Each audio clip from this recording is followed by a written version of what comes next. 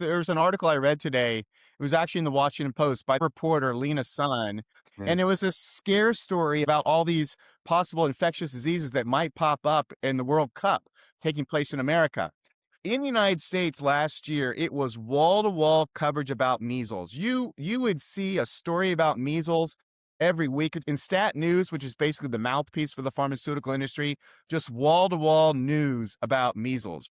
Do you know how many people, Americans, died of measles last year, despite all this coverage? A couple of hundred. Two or three. 2 or 3 Americans died of measles last year. The reason I say 2 or 3 is because I think one actually died. Well, you could say he died of a secondary bacterial infection. So whether you attribute that to measles or not, or the secondary bacterial infection, you can argue over. Okay. Oh, Then this year, you have wall-to-wall coverage, right, of hantavirus. I was Do you know about how to many say that. Americans? Do you know how many No, no, Americans? no. Let me ask you: how many Yeah. cases in the last decade has the UK had of hantavirus, and how many deaths? I would say well, I don't know cases. I know how many Americans died in the last decade of hantavirus was 100. And Okay, I don't know if it's even endemic to the UK or not. so we've had 12 cases in a decade and no deaths. Okay. So we've had 100 deaths in the decade. Now it's just switched over to Ebola. Okay. First off, guess how many people have died globally ever of the evers of the 500, Ebola virus? about 500. Oh, maybe a couple of thousand. 15,000 in the Yeah, last 50 years. Okay. But yeah. guess how many Americans die every week of cancer in America? Oh, yeah, tens of thousands. 12,000. Now, the biggest thing, what happens here is the transmission trick. This is what it's all predicated on, the notion that the disease can be spread. So that's why we think the risk of transmission is low,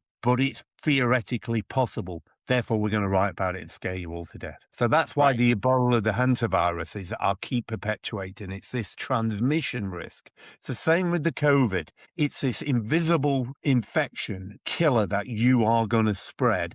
Therefore, we all have to intervene. We need vaccines. We need locking down. We need masks. So we've got a complete inversion at the moment of the risk to the population, which you're right, cancer, diabetes, obesity, dementia, huge. In fact, you could consider pandemics, versus this complete focus on infections. But what's the difference is there's money to be made in the testing, there's non-pharmaceutical intervention, the masks, the vaccines, the antivirals, huge amounts of potential new funding streams to come on. And this is the problem for all organizations. They're becoming self-serving.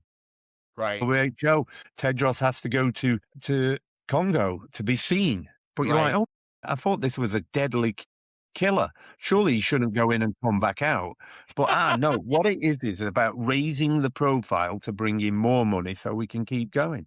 But every logic tells you nobody should be going in there and nobody should be out if we're supposed to believe you. So Right. there's a disconnect now in the world in terms of the problems we face